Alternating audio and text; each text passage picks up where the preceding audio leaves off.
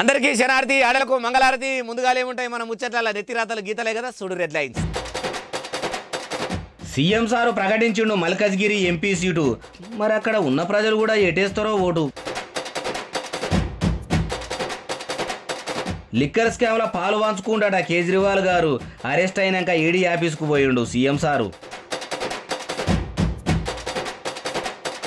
ఇంకా కూడా ఒడిచిపోతలేదు Delhi liquor scam లొల్లి. కవితక్కను చూస్తందుకు వచ్చింది కేటీఆర్ సారోళ్ళ తల్లి. రాజన్న బిడ్డే షర్మిలక్క ఎంపీగా పోటీ చేస్తుందట కడపల. జిల్లా జనం వైఎస్ బిడ్డను పెట్టుకుంటారా కడుపులా? ఐపీఎల్ మ్యాచుల్లో అస్సలే పెట్టకుండ్రి బెట్టింగులు. పైసలు ఓడగొట్టుకొని ఉత్తగా చేయకుండ్రి ఫైటింగులు.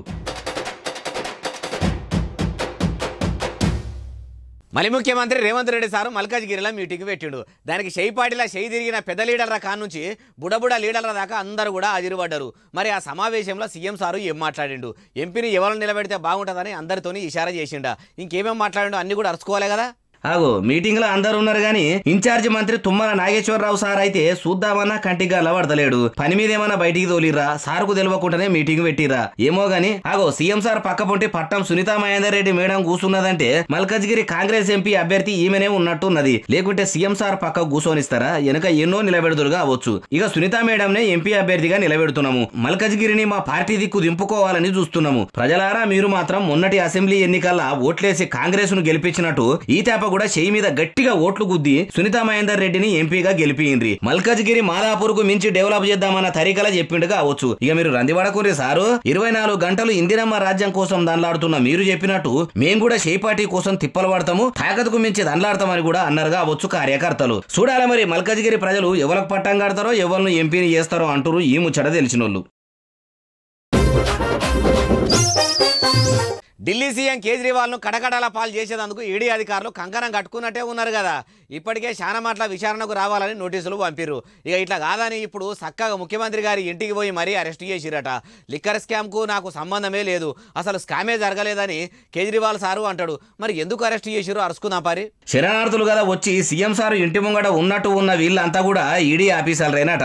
10-15 మంది వస్తే సాలేతట్టు లేరని ఆఫీసులు ఉన్నోళ్ళందరూ వచ్చినట్టు లేదు. గేటు కాడికి రాగానే వాళ్ళను కేజ్రీవాల్ ఆఫీసు ఆపిర్రు. ఏ దారాలు లేకుండా రాలేదు, మా తాన అన్ని ఆధారాలున్నాయి అని కాయిదాలు చూపెట్టి ఇంట్లోకి పోయిండ్రు. ముఖ్యమంత్రి గారిని ముందుగాలా కలిసి అయ్యా మీరు కూడా స్కామ్ చేసినట్టు పక్కా సమాచారం ఉంది, పాండ్రి మిమ్మల్ని విచారించేది ఉన్నదని పోలీసు జీబుల్లో వేసుకోబోతుంటే ఆమ్ ఆద్మీ పార్టీ వాళ్ళ హంగామా చూడుండ్రి.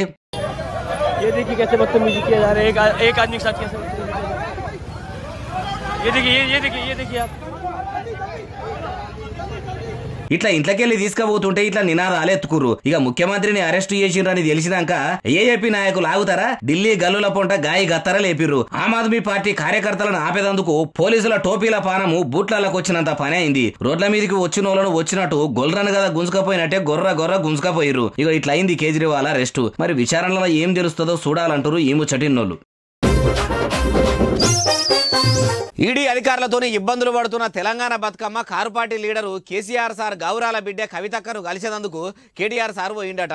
సుషతందుకు పోయిన అన్నతోనే అన్ని బాధలు చెప్పుకున్నదా. తారక రామారావు సార్ కూడా తల్లడిలకు చెల్లి నీ బెయిల్ పని మీదనే ఉన్నా ఎట్లనే తిరుగుతున్నా అని కూడా చెప్పిండో ఏమో. అన్ని ముచ్చట్లు అరుచుకుందాం పరి. అగో కార్లో పోతున్నది కేటీఆర్ సారే కదా. మొన్న హైదరాబాద్ లో కవితక్కను అరెస్ట్ చేసినాడు, జర మంచిగా ఉండే. ఇప్పుడు ముఖమంతా గుంజుకపోయినట్టున్నది. ఓ సారు నువ్వు రంది పెట్టుకుంటే ఎట్లా యాళ్ళకింత తిను, నాభికాడ ఆసరుంటే నవాబుతోనైనా కొట్లాడవచ్చని నీకు తెలిసిన ముచ్చట్నే కదా. వెనక శోభమ్మ కూడా ఉన్నట్టు ఉంది. చెల్లెను చూడ అమ్మను కూడా తీసుకొని పోయినట్టు ఉన్నాడు. ఇంకెన్ని దినాలు ఈడనే ఉండాలి. జల్దీ బెయిల్ అప్లై చేయండ్రి. దినం తిర్రమర్రా ఉల్టా పల్టా కిందికి మీదికి ప్రశ్నలు అడుగుకుంటా నన్ను తికమక చేస్తురు అన్నదిగా అవచ్చు. బెయిల్ అనగానే వస్తుందా చెల్లె? ఇరికింది ఇదేమన్నా చిన్న కేసా? ఇది మన తెలంగాణ రాష్ట్రమా? ఏదో ఒకటి చేసేందుకు జర టైం పడుతుంది. నువ్వైతే టైంకి ఇంత తిను, నీ పిల్లలను అమ్మ వదిన మంచిగా చూసుకుంటారు అని చెప్పిండు కావచ్చు. కానీ కవితక్క ఇట్లా అరెస్ట్ అవుతుంది, ఆధారాలన్నీ పక్కాగా దొరుకుతాయి, కస్టడీకి పోతుందని ఎవ్వరు కూడా అనుకోలేదు కదా. ఓడలు బండ్లు ఓడలవుడంటే ఇదేనేమో అంటారు ఈ ముచ్చట తెలిసినోళ్ళు. కారు పార్టీలకు వెళ్ళి లీడర్లు కాంగ్రెస్ పార్టీల సేరుడు సురువు చేసిన కాన్ నుంచి బీఆర్ఎస్ పార్టీ బీడు వారుతున్నట్టే ఉన్నది. ఇక నేను ముందు అన్నట్టే సిట్టింగ్ ఎమ్మెల్యేల దగ్గర నుంచి మొదలుపెట్టి మున్సిపల్ చైర్మన్ల దాకా వరుస బట్టి వలసలు పోస్తురు, శైల చేతులు వేస్తురు. మరి ఇప్పుడు మళ్ళీ వాళ్ళు కాంగ్రెస్ తీర్థం కడపారా దాగిర్రంటారా? చెప్పుడెందుకు చూపిస్తా పారి. అగో ముతోలు మాజీ ఎమ్మెల్యే విఠలరెడ్డి సారు ఉన్నట్టున్నాడు కదా. ఆ వినయ విధేయతలతోనే సీఎంను అలుముకుంటున్నాడంటే బరాబ్బరి విఠలరెడ్డి సారే. ఇక బీటలు వారుతున్న బీఆర్ఎస్ లో ఏముండాలని ఇట్లా షెయి పార్టీల షరీక్ అయినట్టే ఉండు. ముఖ్యమంత్రి సార్ కూడా మొన్నటి సంధి ఎలక్షన్ ల మనకు ముతోల్ డిపాజిట్ కూడా దక్కకపోయే. విఠల్ సార్ తోని ఎంతో కొంత పతార ఉంటది అనుకోవచ్చు. కారుకు కాలిచ్చి చెయ్యిల చేతేయబట్టే అని మహిళా మంత్రి సీతక్క మర్యాదగా కండువాగా అప్పింది. అటెనక సిక్కి కూడా ఉత్త చేతులతో పోతే ఎట్లుంటదని మలి ముఖ్యమంత్రి రేవంత్ రెడ్డి సార్ కు శాల్వాతోని సన్మానం కూడా చేసిండు విఠల్ సారు. కానీ మొన్న సీఎం సార్ గేట్లు తెరుస్తామన్న కా నుంచి బీఆర్ఎస్ లకెళ్లి బిస్తలు చదువుకొని కాంగ్రెస్ ల బీఆర్ఎస్ వాళ్ళు సాపలు వరుస్తుండ్రు అంటారు ఈ ముచ్చట తెలిసినోళ్ళు. అయ్యా రేవంత్ రెడ్డి గారు మల్కాజ్గిరికి మళ్ళా ఏ ముఖం పెట్టుకుని ఓట్లు అడిగేందుకు వస్తున్నావు అంటున్నాడు బీఆర్ఎస్ లీడరు లక్ష్మారెడ్డి సారు. అగో ఏం ముఖం పెట్టుకుని అంటే కారు పార్టీలు ఏం ముఖం పెట్టుకుని ఓట్లు అడగబోతారో రేవంత్ రెడ్డి సార్ కూడా వాళ్ళ లెక్కనే వస్తాడు. ఇప్పుడు ఈ ముచ్చట ఎందుకన్నాడు ఏడన్నాడు అంటారా? ఇనుండ్రి వీరే. మీ సమస్యలు వినడా, మీకేమైనా పని చేసిండా, మీరు పోతే మాట్లాడిండా? ఎక్కడ కూడా ఏ రోజు కూడా 7 అసెంబ్లీ సెగ్మెంట్లలో ఆయన వచ్చింది లేదు, ప్రజల గురించి మాట్లాడింది లేదు, ప్రజల గురించి సమస్యలు తెలుసుకునేది లేదు. ఇన్నరా కొడంగల్లా ఓడిపోయి రాజకీయంగా ఏ పదవి లేదని రందిపడుతుంటే రేవంత్ రెడ్డి నువ్వు చిన్నబోకు అని మల్కాజ్గిరి ప్రజలు మర్యాదగా గెలిపిస్తే ఏనాడన్నా ప్రజల గోసలు అరుచుకుండా జనం బాధలు తెలుసుకుండా ఆ ఎంపీ పదవికి న్యాయం చేసిండా? ఆనాడు చేయండి ఈనాడు చేస్తా అని వస్తే ఎట్లా? మల్కాజ్గిరి ప్రజలకు మతి లేదు గతి లేదు అనుకుంటే పొరపాటే. ఈ తేప ఎంపీ ఎన్నికల్లో కారు పార్టీ లీడర్ ను కాయిస్గా ఎన్నుకుంటారు తప్పితే కాంగ్రెస్ లీడర్లను దేక కూడా దేకరు అన్న తరీకలు అనుకొచ్చిండు. మరి గ్యారేజ్ కి పోయినట్టయిన కారును ప్రజలు మళ్ళా మంచిగా చేసినట్టు చేస్తారా అంటే ఏమో ముంగడ తెలుస్తుంది. మరి రేవంత్ రెడ్డి సార్ను కూడా మల్కాజ్గిరి ప్రజలు నమ్ముతారా అంటే ఏమో ఎంపీ ఎన్నికల తర్వాతనే తెలుస్తుంది అంటారు ఈ ముచ్చట తెలిసినోళ్ళు.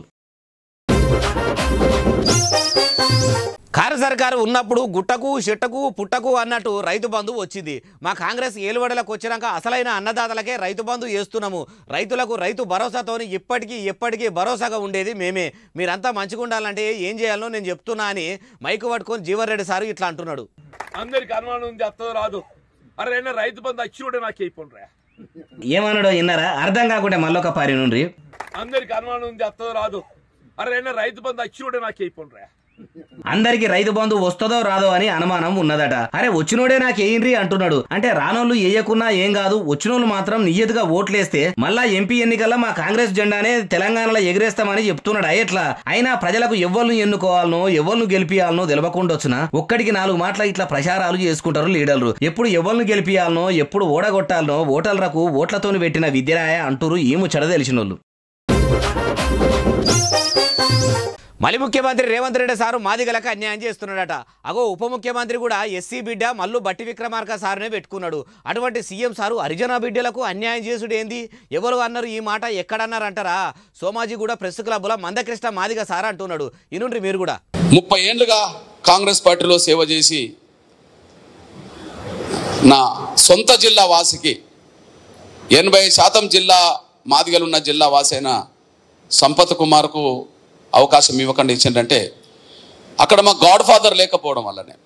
ఏం తక్కువ 30 ఏళ్ళు కాంగ్రెస్ పార్టీ కోసం కంటి మీద కొనుక్కు లేకుండా ఓ పూట తిని ఓ పూట ఉపాసం ఉండి పానం బాగున్నా బాగలేకున్నా పార్టీనే పానంగా నమ్ముకుని కష్టపడే మా ఎస్సీ లీడర్లను వెనకకే వేస్తుండ్రు తప్ప ముంగడికి నడవనిచ్చింది లేదు. మొత్తం రెడ్ల రాజ్యమే నడుస్తుంది. ఇందిరమ్మ రాజ్యంలో ఇది ఎంతవరకు న్యాయము? ఎక్కువ జనాభా ఉన్న మా హరిజన బిడ్డలను ఆగం చేసుడు, తక్కువ జనాభా ఉన్న రెడ్లు రాజ్యమేలుడు ఏం మంచిగా అనిపిస్తలేదు అన్న తరీకలు అనుకొచ్చుండు. మరి మందకృష్ణ సారు మాటలేని కూడా కాంగ్రెస్ వాళ్ళు ఎస్సీలకు న్యాయం చేస్తారా వెనకకే ఉంచుతారా చూడాలంటారు ఈ ముచ్చట తెలిసినోళ్ళు.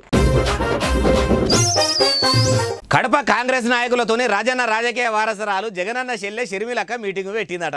ఒక కడప నాయకులతోనే సమావేశం అయిందంటే కథ పెద్దగానే ఉండేటట్టు ఉన్నది. మరి మీటింగ్లో షర్మిలక్క ఏం మాట్లాడింది? ఆ మీటింగ్కు హాజరుపడ్డ లీడర్లు ఏమన్నారు? అన్ని ముచ్చట్లు మనం కూడా తెలుసుకోవాలి కదా. తెలవాలంటే ఆడదాకా పోవాల్సిందే. ఆలస్యం ఎందుకు? పోదాం పారి. చలో కడప. మొన్నటిదాకా ఇంటర్వ్యూలే తీసుకుంది అనుకున్నాము. చూడుండ్రి మీటింగ్ కు కడప కాంగ్రెస్ లీడర్లంతా కూడా వచ్చిండ్రా అని హాజరు కూడా తీసుకుంటుంటే స్కూల్లో టీచర్ పేర్లు విలువంగానే ప్రజెంట్ మేడం అని అటెండెన్స్ ఇస్తున్నట్టు లేదు. ఉమ్మాయి డక్క మలే పులే లీడర్లు అందరూ కూడా వచ్చినట్టే ఉండ్రు. ఇక అసలు ముచ్చట ఏందంటే ఈ తేప కడప ఎంపీ అభ్యర్థిగా నేను బరిలా దిగుదాం అనుకుంటున్నా. నేను నిలబడితే ఎట్లుంటది, కడపలు నన్ను నమ్ముతారా? మా నాయన పేరు మీదున్న వైఎస్ఆర్ కడప జిల్లా జనము ఆయన బిడ్డను ఆయన నన్ను ఆదరిస్తారా అని అన్ని ముచ్చట్లు లీడర్లను అడిగిందట. మేడం మీరు మా రాజన్న రత్నాల బిడ్డే, గౌరాల కూతురు, మీరు కడపల నిలబడతామంటే కడప జనం మిమ్మల్ని కడుపులో పెట్టుకొని కాపాడుకుంటారు. ఏ లీడర్లు వచ్చినా గానీ మీకిందికే గానీ మిమ్మల్ని దాటి మీదికైతే పోయే ప్రసక్తే లేదు. పోనీయం కూడా మీరు మాత్రం ఎంపీగా నిలబడాల్సిందే, మీ నాయన పేరు నిలబెట్టవలసిందే అన్నారుగా అవచ్చు. చూడాలి మరి కడపల షర్మిలక్కను కడుపులో పెట్టుకుంటారా, కనబడకుండా అవతలికి పంపుతారా అంటూరు ఈ ముచ్చట తెలిసినోళ్ళు. 2000 నోట్ల కట్టలు కుప్పలు తెప్పలు సంచులకు సంచులు దొరికినాయట. బందైన 2000 నోట్ల కట్టలు బ్యాగులకు బ్యాగులు దొరుకుడేంది. మరి అవి ఎవరింట్లో దొరికినాయి? అనిగాన పైసలు ఆర్బీఐకి అప్పయ్యప్పకుండానే ఇంట్లో దాచిపెట్టుకున్న మోతేవారి ఎవ్వలు అన్ని ముచ్చట్లు కూడా పూసగుచ్చినట్టు వివరిస్తా పారి.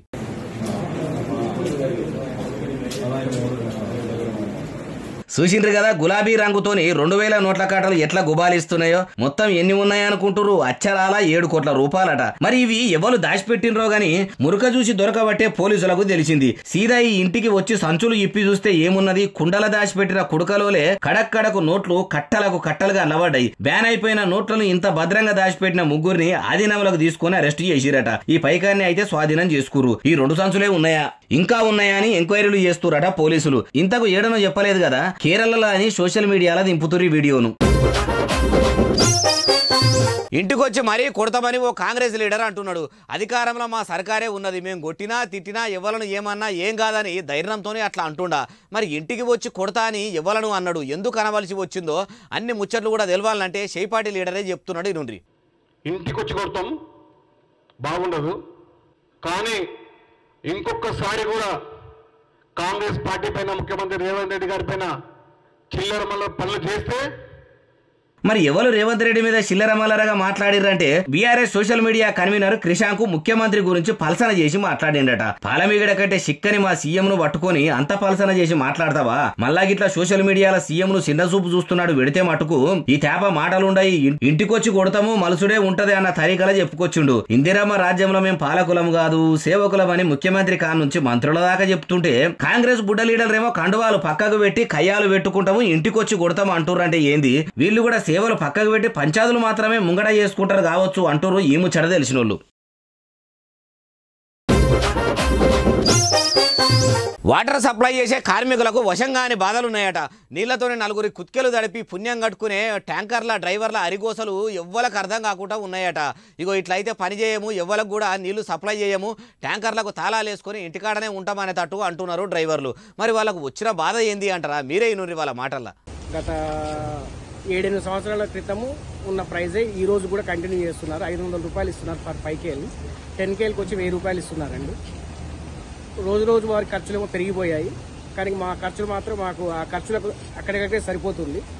7 ఏళ్ల కింద తెలంగాణలో హైదరాబాద్ పట్టణం ఎట్లుండే, ఇప్పుడు ఎట్లున్నది? ఎంత డెవలప్ అయింది? ఏర్పాటు చేయనంత అభివృద్ధి చెందింది. అన్ని డెవలప్ అవుతున్నాయి, అందరూ డెవలప్ అవుతున్నారు. కానీ 7 ఏళ్ల కింద మా బతుకులు ఎట్లున్నాయో ఇప్పుడు కూడా అట్లనే ఉన్నాయి అంటారు. Hyderabad metropolitan water supply and sewerage బోర్డుల కొలువులు చేసే నీళ్ల ట్యాంకర్ల డ్రైవర్లు. తాకత్కు మించి దండలాడుతున్నాము. ట్యాంకర్లు నీళ్లు సప్లై చేస్తున్నాము, పోసిన నీళ్లు దూపారా తాగుతుర్రు, మాకు జీతాలు పెంచుర్రి, ట్యాంకర్లో రేట్లు పెంచుర్రి అంటే ఇక మా సంసారాలు బాగుపడద్దా? మా పిల్లలు పెద్దగా అవద్దా? వాళ్ళని కూడా డ్రైవర్ల లెక్కనే చేయమంటారా? ఇప్పటికైనా మళ్ళీ సర్కార్ మంచిగా ఆలోచన చేసి మాకు జీతాలు పెంచాలి, ట్రిప్పుకు తిప్పలు లేకుండా రేట్లు పెంచాలి అంటారు. మరి మళ్ళీ సర్కారు ఏం ఆలోచన చేస్తుందో చూడాలంటారు ఈ ముచ్చట తెలిసినోళ్ళు. IPL 2024 సీజన్ జోరుగా సురువైంది కదా. మన ఆటగాళ్లు బాళ్లను బైర్లు గుంజుతారు. క్రికెట్ స్టేడియం పబ్లిక్ కీకెలు పెడబబ్బలు సిటీలతో దద్దరిల్లిపోతుంది.